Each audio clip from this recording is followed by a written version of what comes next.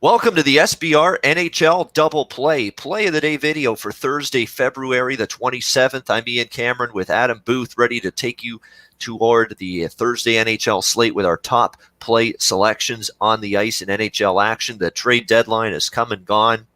We've seen now at least one game for most of these teams and how they look with the new players on their roster and their lineup. So that's going to be a little bit of a help, I think, for me. I don't know about you, Adam, but certainly helps me that now we've seen a game for most of these teams and at least how they looked in the first game with their new players on their specific teams. But it always helps when you get to at least put the thoughts you had in mind of what the team did at the trade deadline into action, and you see them on the ice, and it gives you a better idea. Okay, was the cohesion there? Was it not there?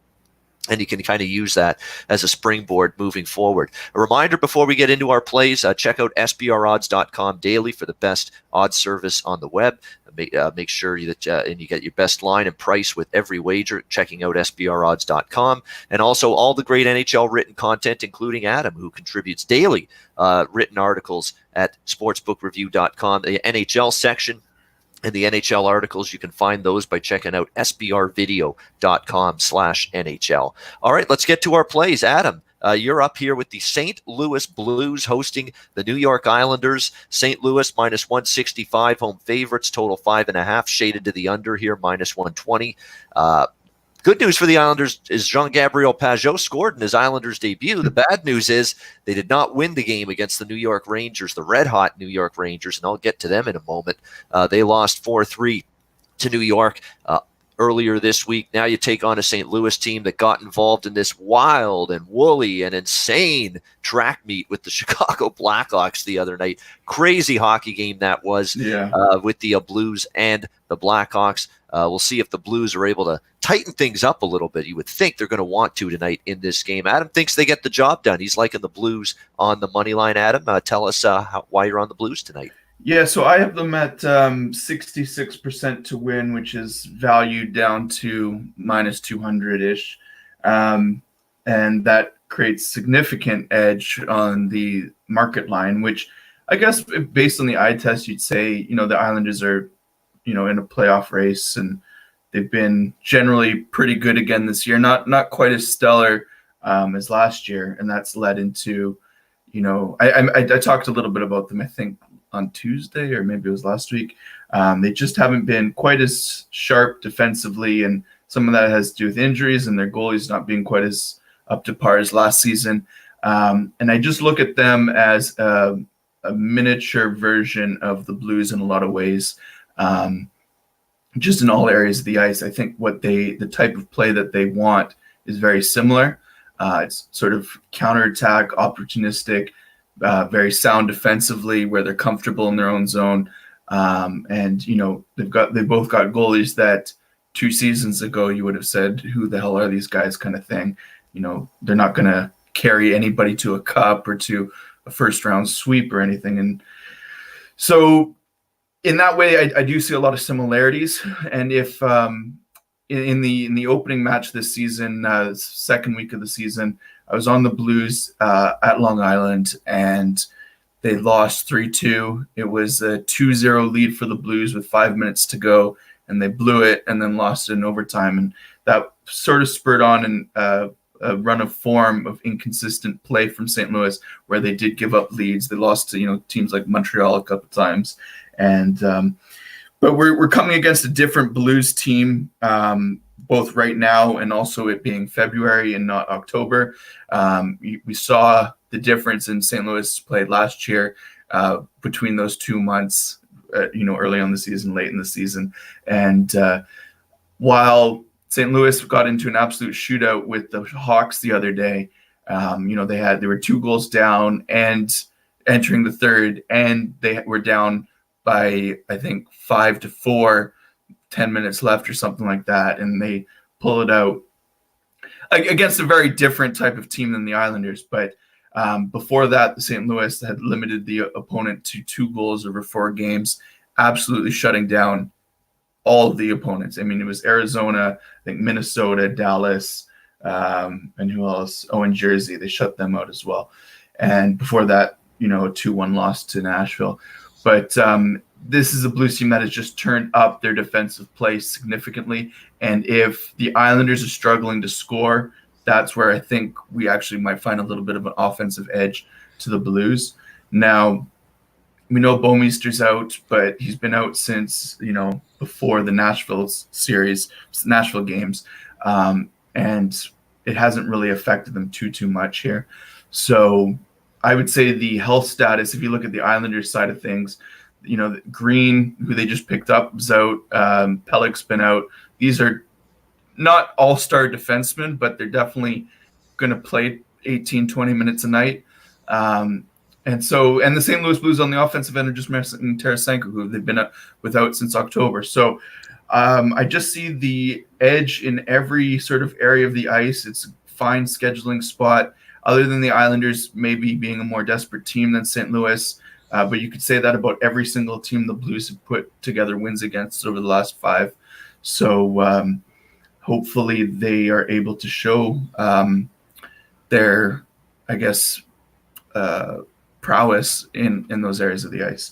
So, yeah, that's my play, Ian.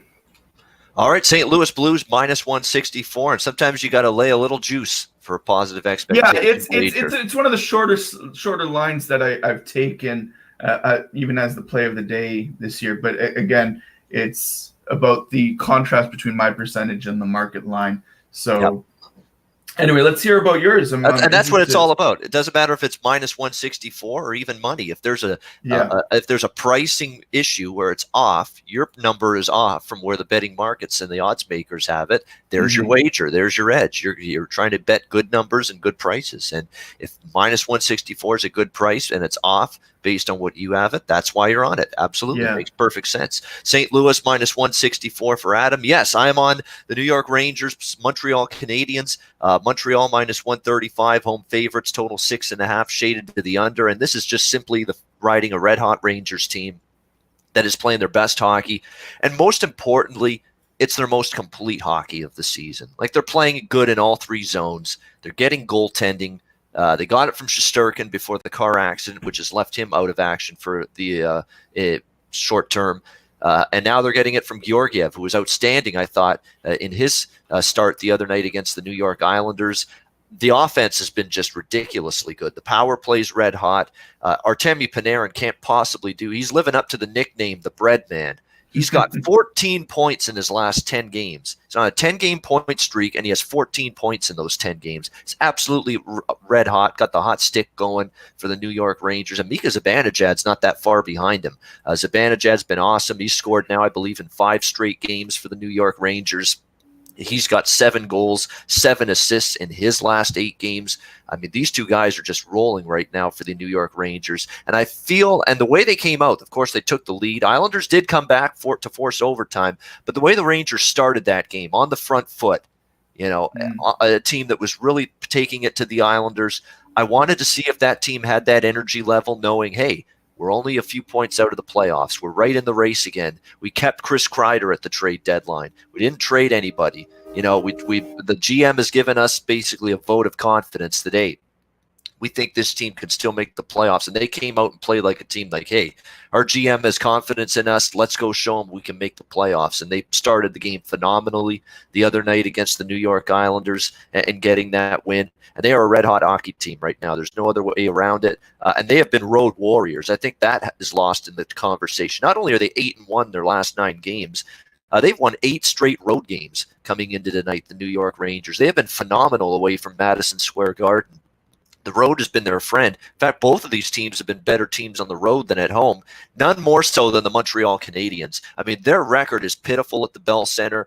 They have a lead against Vancouver the other night, can't hold it, and end up losing 4-3 in overtime. I mean, this Montreal team, it's shocking to me how bad they've been on home ice. Usually that's a venue that gives them a boost, the crowd's into it, gives them a real jolt. The fact that they're 8-17 in their last 25 home games at the Bell Center, that's a hideous home record. It's got to be better than that. It's bad if you're just 500 at home. This is a team that's 9 below 500 in their last 25 home games. They're 2-6 overall, Montreal, in their last 8 games. And the fact that they blew the game basically against Vancouver, and they watched Toronto win the other night, They watched Florida win the other night, the two teams that they've got to try to catch, so they're 2 points further behind. It's just another kick in the teeth, essentially, taken by this Montreal Canadiens team.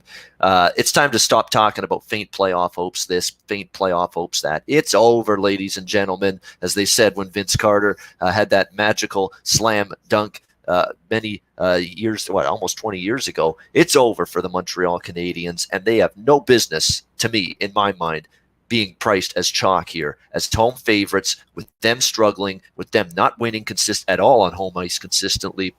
The Rangers red hot. They're in better form, better offensively, better defensively. Do you give Price maybe a slight edge over Georgiev? Yes, but Georgiev can match Price the way he's playing right now. The Rangers are getting goaltending that can match a guy like Carey Price. So maybe the one edge you would think Montreal has is in net. Maybe not so much with Georgiev's play. He was outstanding the other night. And then in all other areas, defense, scoring, depth, I give all those edges to New York. They've won 8 straight on the road. They don't mind playing away from home. They've played their best hockey away from home. This price, to me, is a little bit laughable. I had actually the Rangers as minus 110 favorites in this game. My number is way off from where this price is here. It's a great play. It was totally worthy of play of the day for me. New York Rangers plus 120. Wrong team favored. Well, I'm on Montreal again. And it's not disputing anything you said, really. Yeah, I mean, if you look at the factors that, the way Montreal's losing games, it's sort of just one of those things where they're just finding ways to lose. It's like those teams that don't play. They're due to win one of these games. No, you're not due to win one of these games. No, I didn't say due. I didn't say due. I'm saying if you're looking at how Montreal is losing games, they're finding ways to lose, not that they're due to win, right? It's absolutely, it's a different point. So yeah, you could say they probably should have won a couple of these along the way, but we said that there's about 15 games this year they should have won. I mean, it's unbelievable how many games they've blown during their 2 8-game losing streaks along the way. I mean, I think losing to the Red Wings all 4 games this year as well, that says enough about games they probably should have won. But yeah, I see the prices being a bit short in for what you're saying. Minus 110 to the Rangers. I don't think they've been minus 110 on the road to anybody, have they?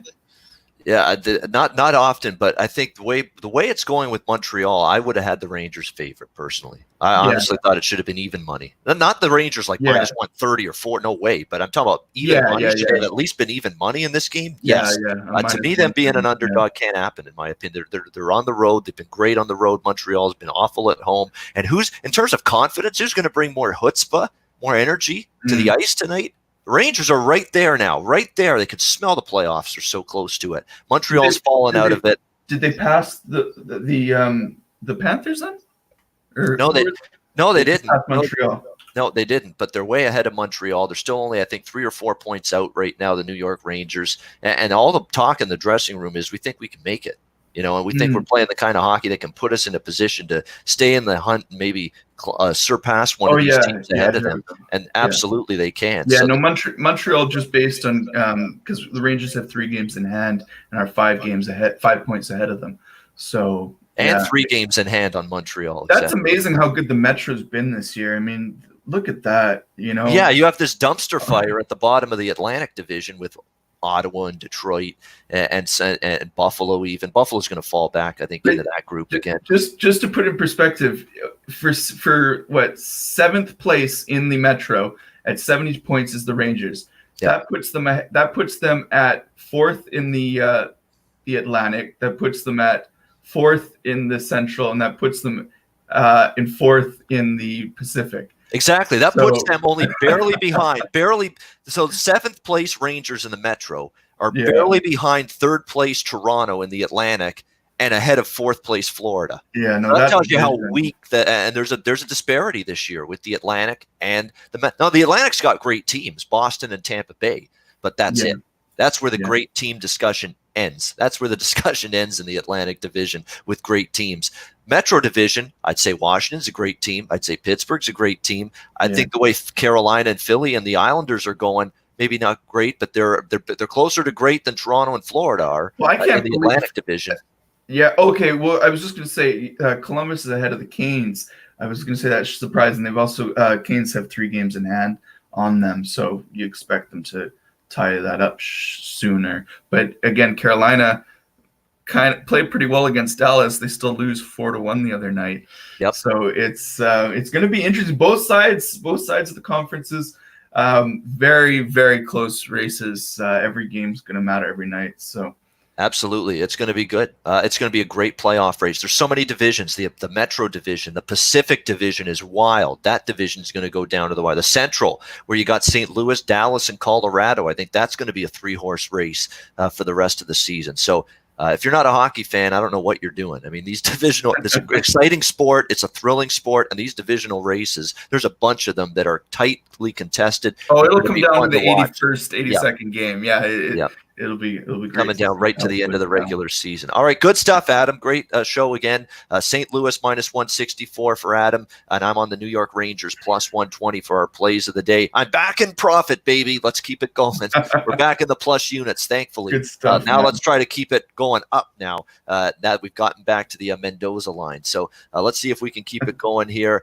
That's going to wrap it up here for this Thursday's card and Thursday edition of the SBR NHL Double Play of the Day video. Again, sbrvideo.com/NHL. Check out that website daily for your NHL written content. We'll be back on Saturday for the next edition of the SBR NHL Double Play of the Day video at 10:15 a.m. Eastern Time. We are on earlier this Saturday, 10:15 a.m. Eastern Time Saturday for the next edition. For Adam Booth, I'm Ian Cameron. Have a great Thursday night, everybody. Thanks for watching. Good luck with your bets. We'll see you again on Saturday for the Play of the Day.